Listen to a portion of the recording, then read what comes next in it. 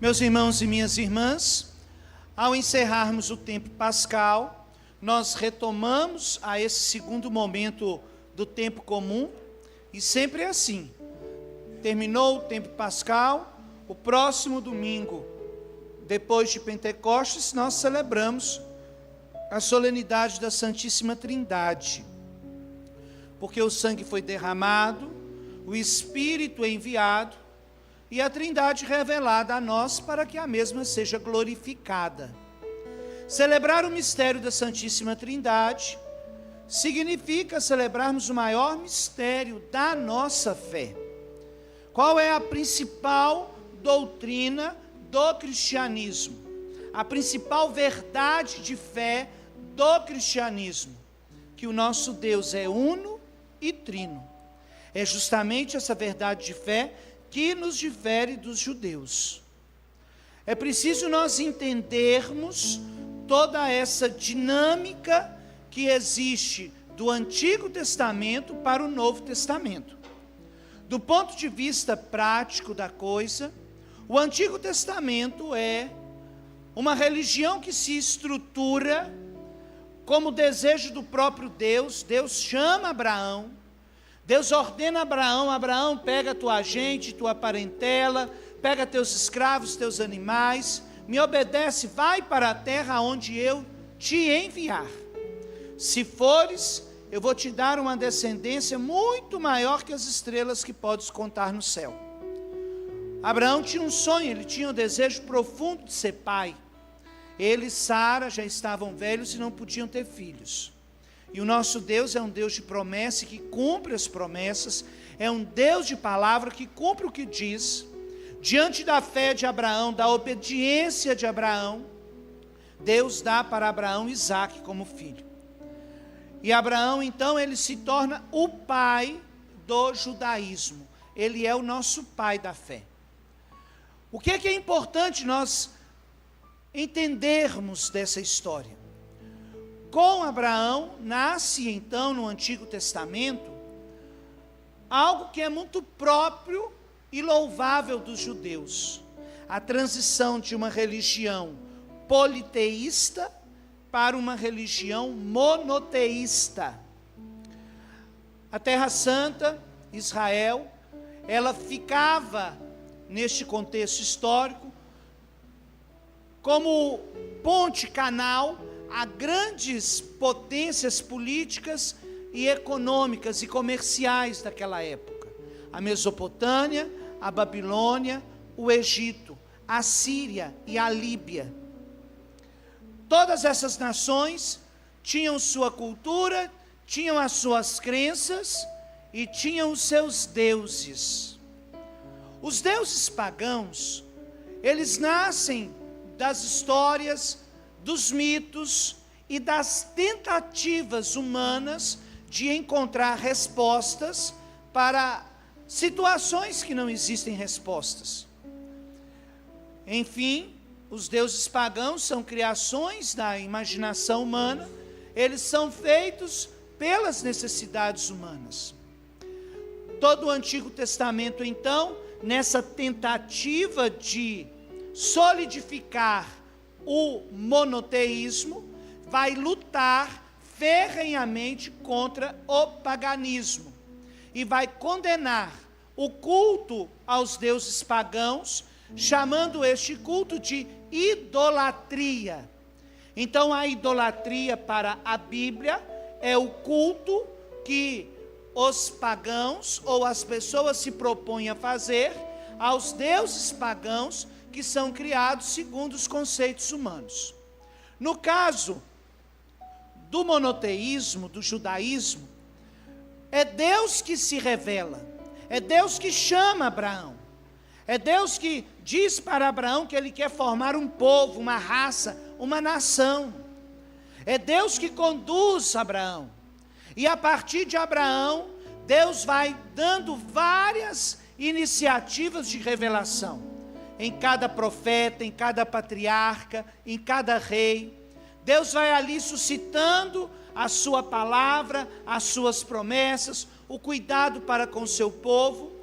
E esses que Deus então suscita e confia a liderança do povo, vão ao seu modo, à sua maneira, lutando contra o politeísmo e cada dia mais reafirmando o monoteísmo. Tanto que o primeiro mandamento para a Bíblia não é amar a Deus sobre todas as coisas.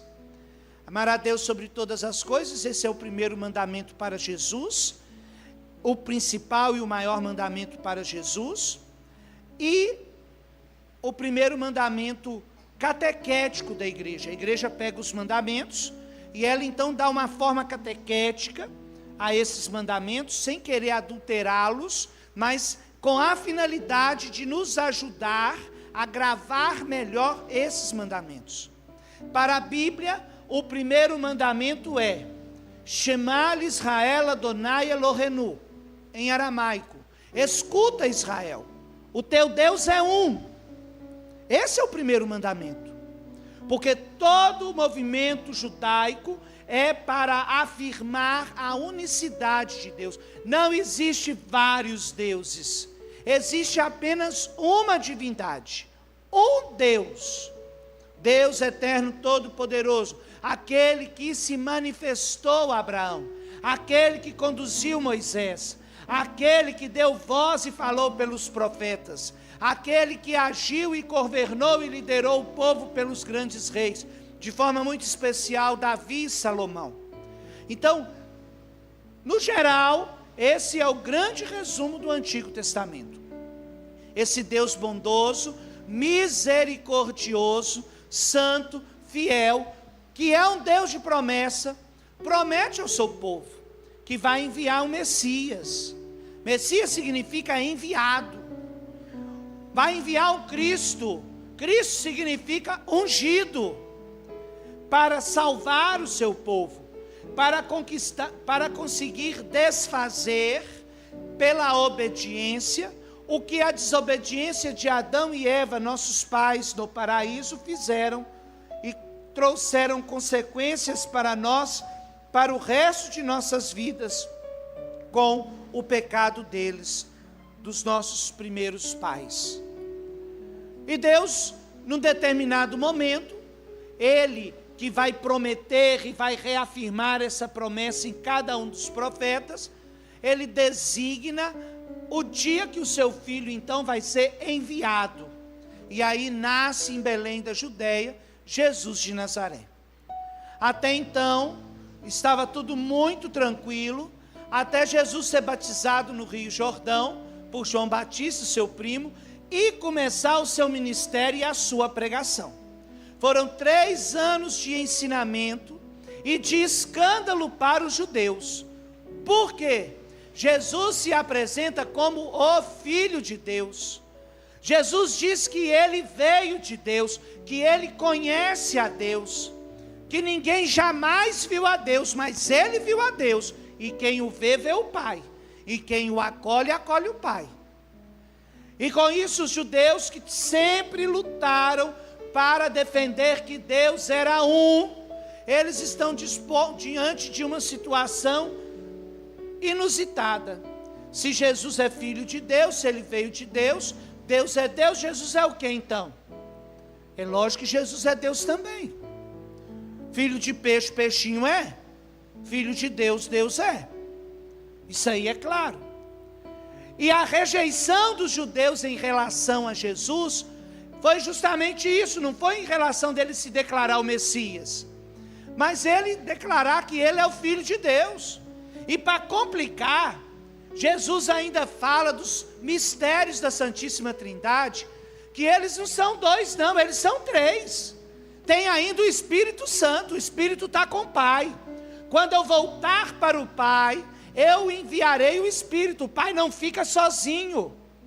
O Espírito está com Ele. Quando eu for para junto dEle, o Espírito Santo de Deus virá sobre vós. E com isso, então, Jesus revela esse mistério até então incompreensível e para os judeus entendido como uma coisa única. Para os judeus, Deus é solitário. Não existe mais ninguém com Ele. Mas não é isso que Deus revela em Jesus.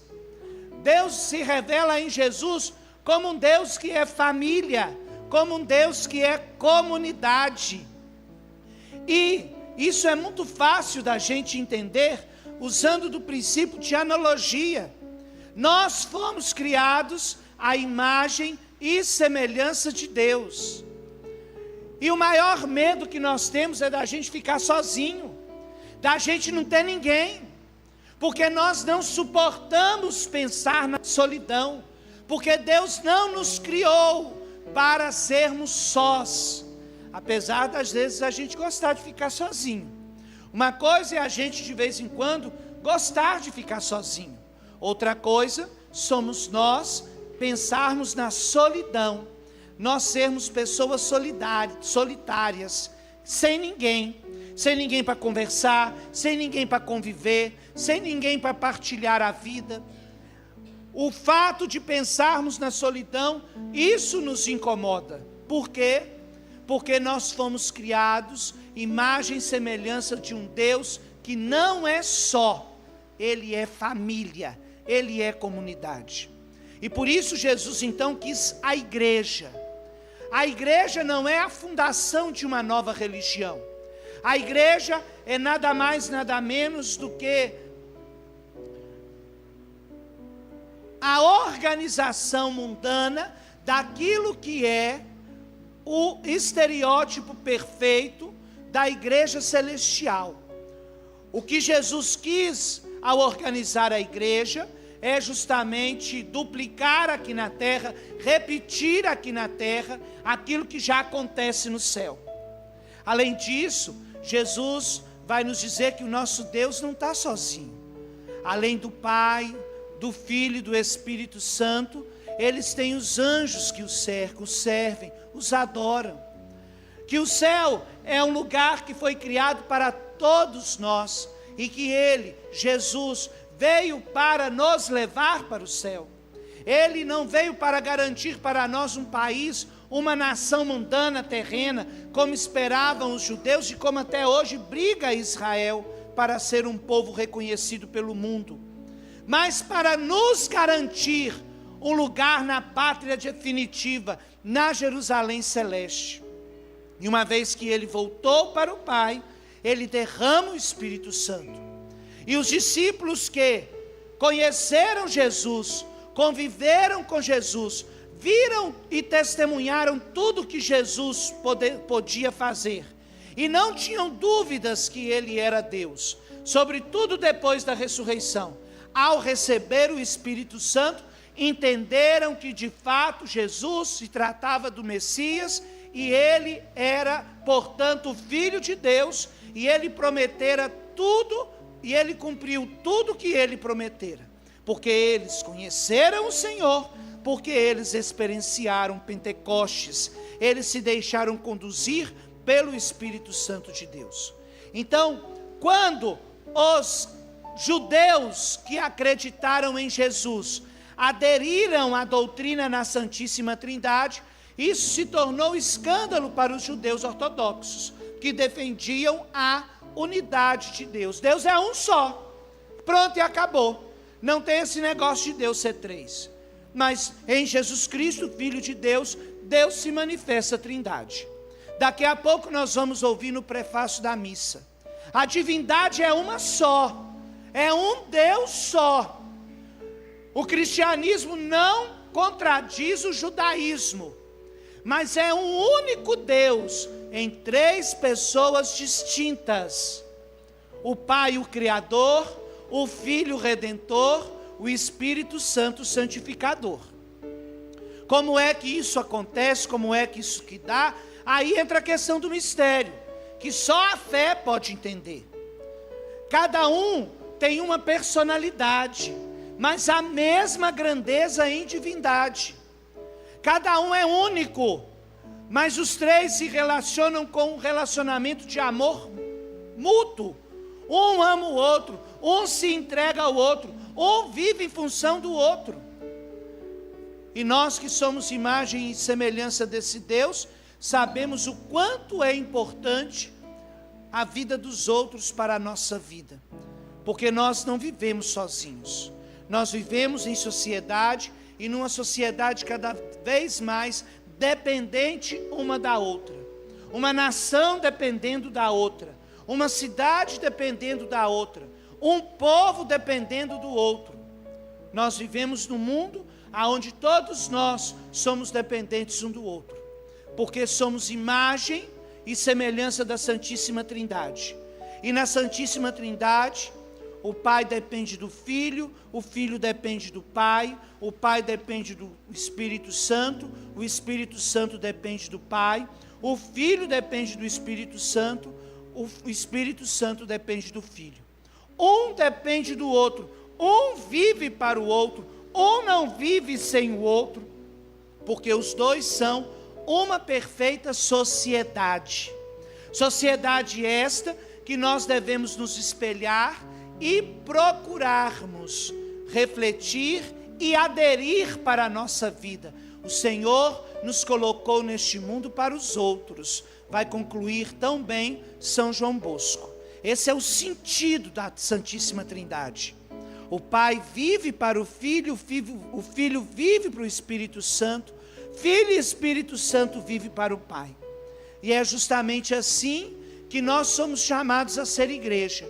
Uma igreja que não é solitária, não é um grupinho, uma panelinha isolada no seu gueto, mas uma igreja que repete aqui na terra aquilo que acontece na glória da eternidade. Um povo que é extremamente dependente do seu Deus, que não se cansa de nos amar e de nos perdoar. É esse Deus que, num determinado momento da história, escolhe a Virgem Maria. A diferença do monoteísmo para o politeísmo é isso. No politeísmo, os deuses são frutos das vontades e necessidades humanas. No monoteísmo, Deus se manifesta independente da vontade do ser humano. No monoteísmo, Deus que se manifesta, Ele quer que aqueles a quem Ele manifestou façam a vontade dEle, para que Ele possa conceder aquilo que Ele prometeu, como Ele fez, por exemplo, com Abraão, como Ele fez com Moisés, como Ele fez com cada um dos patriarcas e dos profetas. Faça a vontade de Deus e eu cumprirei o que eu prometi. Todo o desafio no monoteísmo e toda a proposta do monoteísmo é conformar a nossa vontade à vontade do Deus revelador. E esse Deus que revela, Ele mostra a sua face de amor e de misericórdia, tudo para o nosso bem e para a nossa salvação. E a única coisa que Ele espera de nós é que nós reconheçamos esse amor e essa misericórdia e retribuamos tudo isso com amor, com louvor, com honra, com glória e com gratidão. É para isso que Deus se manifesta, para que nós conheçamos o amor que Ele tem por cada um de nós e para retribuirmos esse amor com amor também e obediência. Nós temos isso muito claro na Virgem Maria. O tema de hoje da nossa Semana Mariana é Maria, tabernáculo da Santíssima Trindade. Maria foi a primeira a experimentar a Santíssima Trindade, o mistério da Santíssima Trindade. Foi a primeira. Não foi a primeira a ser escolhida por Deus. Antes dela, Deus escolheu tantos, mas como ela, Deus escolheu apenas ela. Eu lia esses dias o tratado da verdadeira devoção de São Luís Grimond de Montfort, o texto que ele fala sobre Maria, a Santíssima Trindade. Eu achei tão bonito. O texto fala assim, São Luís dizendo: Deus juntou todas as águas do mundo e criou os oceanos. Deus juntou todas as suas graças e criou Maria. Olha que bonito isso. Maria foi escolhida por Deus para ser a mãe do Salvador. O Divino Pai Eterno escolheu a dedo Maria. Ele a preservou da mancha do pecado original. Ele a preservou de todo o pecado. Ele a guardou. Ele a preparou. E no momento certo ele enviou o anjo Gabriel para dizer para ela que ela foi escolhida para ser a mãe do Salvador.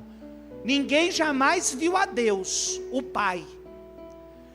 O Pai sempre comunicou por mensageiros, anjos, profetas, reis. Por fim, o Pai se comunicou através do seu próprio Filho. E Maria, então, no diálogo com o anjo, ela é informada dessa predileção, dessa graça. Ave cheia de graça, o Senhor é contigo. Eis que foi escolhida pelo próprio Deus para ser a mãe do Salvador. Então a primeira pessoa que Maria experimenta na sua vida, ela que era judia, é o Deus ao qual os judeus defendiam e lutava para que ele fosse honrado, louvado, dignificado. Então Maria não entende, ela não acha nada de estranho nessa manifestação de Deus. Por quê? Ela cria, ela acreditava nele. Ela o esperava, ela acreditava na promessa do Messias. Ela só não esperava que ela ia ser escolhida para ser a mãe do Salvador. E o anjo diz para ela: eis que conceberás e darás à luz a um filho. E esse menino será o Filho de Deus. Por isso, o seu nome será santo. Ele se chamará Jesus. E Maria também, ela não coloca porém nessa história, porque ela acredita em Deus, e Deus é Deus, Deus pode tudo. Ela só pergunta: como é que vai acontecer isso?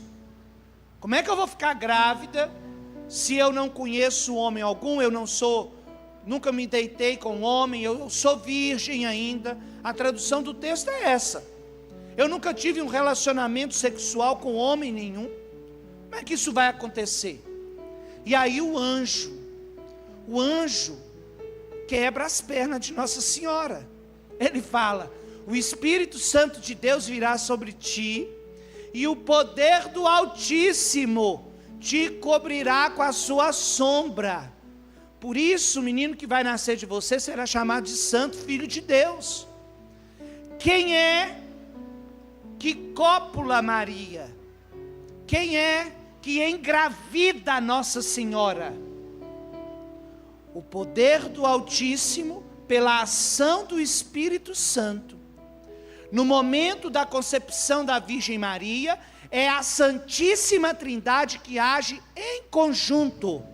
O Pai e o Espírito Santo abrem mão do Filho, e o Filho então sai da divindade, divino, para adentrar na humanidade. E Deus se faz homem. Aí está o grande absurdo da encarnação. Deus em Maria se faz homem. E ali Maria se torna tabernáculo da Santíssima Trindade. Naquele momento, no momento da graça, no momento da concepção, no momento do milagre, o Pai e o Espírito Santo agem profundamente nela e deixa nela o Filho de Deus, para que ela então pudesse gerá-lo, para que ela então pudesse dar a ele a carne humana. Se fôssemos fazer o exame de DNA em Jesus, Jesus teria o DNA apenas da Virgem Maria. Ele não teve pai humano. Ele teve pai de coração, São José. Mas pai humano ele não teve. ele é fruto de um milagre. Padre, isso pela ciência é impossível, por isso é milagre. O nosso Deus é o Deus do impossível. A ciência sempre vai lidar com coisas possíveis, a fé lida com o impossível. E milagre é o impossível feito pela fé. Só Deus pode fazer isso. E o anjo Gabriel ainda diz para Maria: olha, Deus é tão poderoso, Ele é o Deus do impossível, que a tua prima Isabel, que não podia ter filho, já está velha, já está no 6º mês de gravidez. Porque para Deus nada é impossível. É bonito também como Santa Isabel acolhe Nossa Senhora em sua casa. Quando Nossa Senhora entra na casa de Santa Isabel reconhece a presença do menino Jesus no ventre da Virgem Maria. E ela diz: como posso merecer que a mãe do meu Senhor venha me visitar? Desde que entrou na minha casa, a criança que está no meu ventre pulou de alegria. Ou seja, Isabel e João Batista, ainda no ventre de Isabel, reconheceu a presença do Filho de Deus. E Santa Isabel fala a frase mais bonita para Nossa Senhora: bem-aventurada aquela que acreditou, porque será cumprido tudo o que o Senhor lhe prometeu. O Pai e o Espírito Santo confia a Nossa Senhora a vida do Filho. O Pai e o Espírito Santo confia a São José a vida do Filho. E na Sagrada Família de Nazaré, nós temos um estereótipo imperfeito da Santíssima Trindade: José, Maria e Jesus. É por isso que Deus quis se fazer homem e nascer do seio de uma família, para nós entendermos que o nosso Deus é família divina, é família perfeita, é a família que cada um de nós precisamos ter. E uma família que não se constitui aos moldes humanos, é a família do céu, porque Maria, José e Jesus vão ser uma família diferente de toda a família humana. Maria e José fazem voto de castidade, os dois se casam, mas os dois se comprometem em viver inteiramente em função do Filho, e é isso que eles fazem. Fogem para o Egito, vivem escondidos, morreu o rei Herodes, eles voltam, se escondem em Nazaré, têm uma vida discreta. Com a morte de São José, dá-se fim às atividades da carpintaria de Nazaré, e Jesus então começa a sua vida pública, e Maria, já viúva do seu esposo, ela torna-se discípula de Jesus. Maria está presente na vida de Jesus desde o início até o fim, aos pés da cruz. E ela está presente no início da igreja, Pentecostes. Ela, a Santíssima Esposa do Espírito Santo, que viveu inteiramente para a Trindade, para a promessa do Pai, cuidando do Filho, a serviço do Espírito Santo. Ela se torna para nós também modelo de igreja, porque qual é o desejo de Jesus? O desejo de Jesus para todos os seus discípulos é que nós façamos discípulos.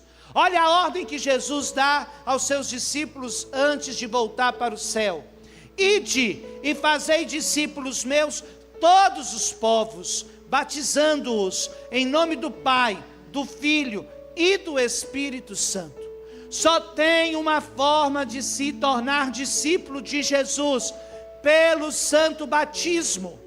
E Jesus tem pressa com o santo batismo. Esse negócio de ficar retardando o batismo, deixando para depois, deixando quando a criança estiver maior, deixando quando já estiver adulto para ele escolher o que ele quer da vida, isso é coisa de heresia protestante. Nós católicos é assim: nasceu, batiza, nasceu, batiza. Tem 9 meses, criatura, você fez o teste ali de gravidez, Você tem 9 meses para você se preparar para o batismo. Você tem 9 meses para você pensar num bom casal de padrinho, para ajudar você a educar essa criança na fé. E a orientação da igreja é: a mamãe deu à luz, se recuperou do resguardo, já está melhorzinha, traz a criança para a igreja para batizar. Jesus tem pressa em fazer todos discípulos dele, pelo santo batismo. Essa questão de deixar o batismo para depois, isso é heresia anabatista, que não crê no batismo de criança.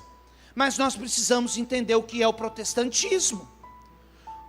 O protestantismo nasceu do catolicismo. Os protestantes nasceram do catolicismo, de pessoas que um dia foram católicas e insatisfeitas com a igreja, desejosas de fazer a vontade delas, não a vontade de Deus, desobedientes à tradição, ao magistério e às sagradas escrituras, criaram a sua própria igreja, que tem como finalidade e metodologia criticar, brigar, implicar com a igreja una, santa e católica. A prova disso está aqui na Bíblia, diz que é a igreja da Bíblia. Por que não segue, criatura, o que está na Bíblia?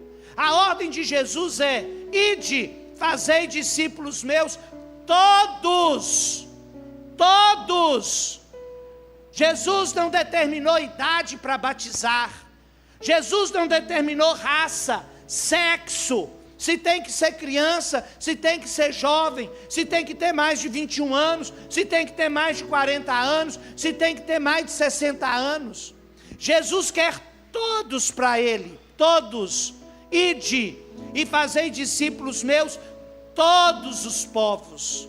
Jesus nos quer para Ele, por quê? É pelo batismo que nós nos tornamos propriedades de Deus. Nós nos tornamos posse de Deus. Nós, pelo batismo, somos de Deus. E Deus é nosso. E é essa a pressa que Jesus tem, de tomar posse da nossa vida. E daí a importância, meus irmãos e minhas irmãs, da gente entender o que é principal para a igreja. Eu vejo na nossa região, tem esse costume inserido por sacerdotes, de permitir a apresentação de recém-nascidos na igreja. Isso não existe na igreja. Isso não é prática da nossa igreja. Isso é prática protestante. A apresentação de criança na igreja se chama batismo. Esse é o rito de apresentação da criança na igreja. Pais e padrinhos trazem a criança para receber o sacramento do batismo. Aí vai os católicos protestantes, porque o que a gente tem de católico protestante dentro da nossa igreja, gente que não conhece nada da Bíblia, gente que não conhece nada da doutrina, gente que não conhece nada do catecismo, gente que não conhece nada da liturgia, querendo dar pitaco aonde ela não é chamada.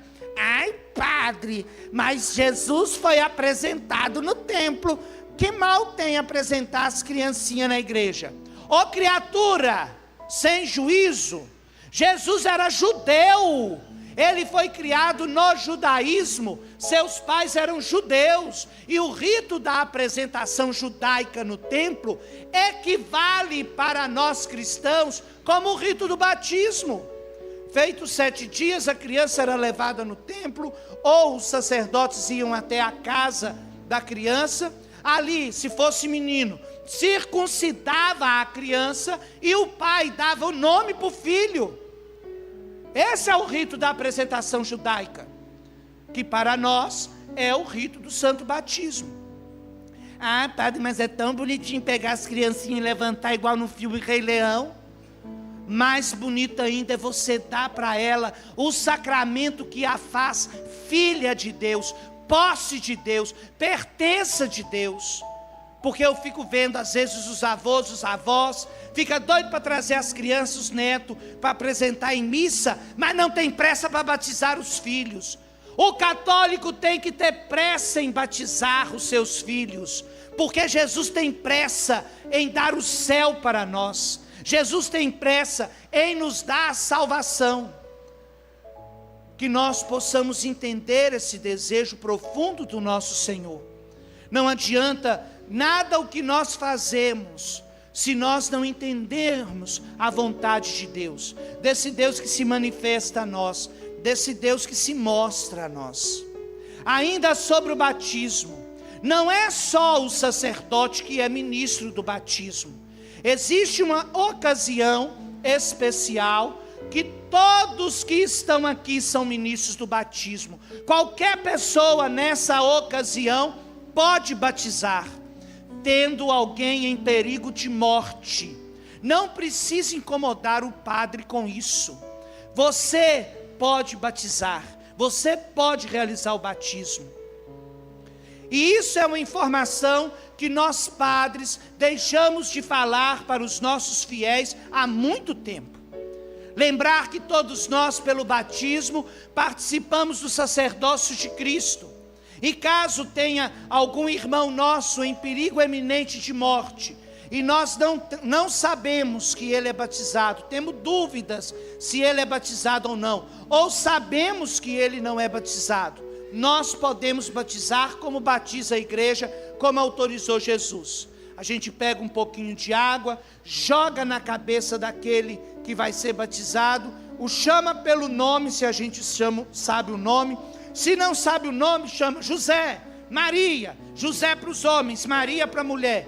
Eu te batizo em nome do Pai, e do Filho, e do Espírito Santo. Se aquela pessoa morrer em perigo de morte, naquela graça do sacramento, ela morreu agraciada por todas as graças que o sacramento produz na vida de uma pessoa. O sacramento do batismo apaga todos os pecados. Então, uma pessoa que recebeu o santo batismo no leito de morte, ela vai direto para o céu. Se aquela pessoa não morreu, então o que a gente faz? O batismo é válido? É lógico que é válido. Basta, a pessoa escapou, né? Então leva para o padre, para que o padre possa registrar o batismo e completar o rito. Gente, isso é importantíssimo. Como seria bom a gente poder ter muitos católicos infiltrados na nossa sociedade. Como seria bom. Nos hospitais, na polícia, no corpo de bombeiro, no SAMU. Como seria bom? Como seria bom se os médicos que fazem parto, as enfermeiras que fazem o parto, os auxiliares de enfermagem, que ajudam e auxiliam na hora do parto, soubessem que eles podem batizar em nome da igreja. Está ali na hora do nascimento, teve uma complicação no parto. Você, pela sua fé, meu irmão, minha irmã, você pode batizar. Joga um pouquinho de água na cabeça da criança que está nascendo. Não precisa nem esperar ela nascer. A primeira coisa que aponta de uma criança quando está nascendo é a cabeça. Batiza. Não deixemos ninguém morrer pagão. Não podemos deixar ninguém morrer pagão, porque Jesus quer todos cristãos. Um dia eu participei de uma palestra de um leigo que é especialista em teologia do santo batismo, e ele deu um testemunho de uma pessoa que ele conheceu, e foi a partir daí que ele começou a pesquisar sobre o batismo. Esse homem era um bombeiro e morava no interior de São Paulo, e o batalhão foi solicitado para ajudar a combater um incêndio de um prédio que havia pegado fogo. O prédio tinha uns 8 andares, e no 4º andar morava ali um casal, recém-casado, que tinha um filhinho com pouco menos de 3 meses. O casal conseguiu sair do prédio, mas o filhinho não conseguiram tirar a criancinha. Os bombeiros então fizeram todo o esforço para resgatar todos do prédio, e esse bombeiro, ele então conseguiu, com equipamentos, entrar no meio das chamas, e até o quarto onde estava a criança, enrolar ela num cobertor molhado, e sair com ela pela escada de emergência. Enquanto ele fazia isso, os colegas molhavam as paredes do prédio, para refrescar as paredes do prédio, para não correr o risco do prédio desabar. Enquanto ele descia as escadas desse prédio com esse bebezinho enrolado no colo, ele lembrou do curso de formação dele de bombeiro, que uma criança muito pequena tem o pulmão muito frágil, e se ela ingerir muita fumaça tóxica, dificilmente ela vai escapar. E ele lembrou: eu sou cristão. Eu não sei se essa criança foi batizada, eu nem sei se os pais dela são católicos, mas eu não quero nem saber. Ele pegou a água que caía do caminhão de bombeiro e jogou na cabecinha da criança e batizou a criança. Eu te batizo em nome do Pai, do Filho e do Espírito Santo. Para a honra e glória de Deus, essa criança é um milagre, essa criança não morreu. Ela já havia sido registrada no cartório, mas ainda não tinha sido batizada. E os pais, em gratidão, e os pais que eram católicos, reconhecendo o milagre, a graça que alcançaram, foram no cartório e mudaram o nome da criança. Deram ao nome da criança o nome do bombeiro, que se preocupou em salvá-la fisicamente, mas sobretudo em dar para ela a salvação eterna, o céu. Nós cristãos, nós temos que nos preocupar em salvar a vida uns dos outros, em defender a vida uns dos outros, mas acima de tudo, nós nunca podemos nos esquecer que Deus nos prometeu o céu, e a nossa preocupação é também de garantir o céu uns para os outros. Então, meu irmão, minha irmã, toma posse desse poder que a igreja te concede. Aonde você está, você é cristão, e você precisa defender com as armas de cristão, com os valores de cristão, querendo sempre mais o céu para os seus, para aqueles que Deus te confiou, assim como Maria.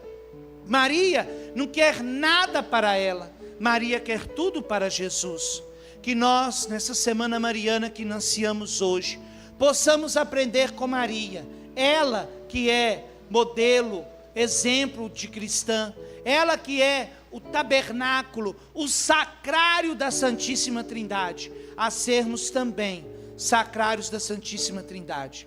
Fomos criados como Maria pelo Pai, fomos salvos pelo Filho e somos conduzidos pelo Espírito Santo. Nós também somos tabernáculos do amor, que juntos com a Santíssima Trindade, confiantes no nosso Deus uno, trino, eterno, nós possamos sempre fazer da nossa vida uma canção de louvor. Glória ao Pai, ao Filho e ao Espírito Santo, como era no princípio, agora e sempre. Amém. Glória ao Pai, ao Filho e ao Espírito Santo, como era no princípio, agora e sempre. Amém. Glória ao Pai, ao Filho e ao Espírito Santo, como era no princípio, agora e sempre. Amém.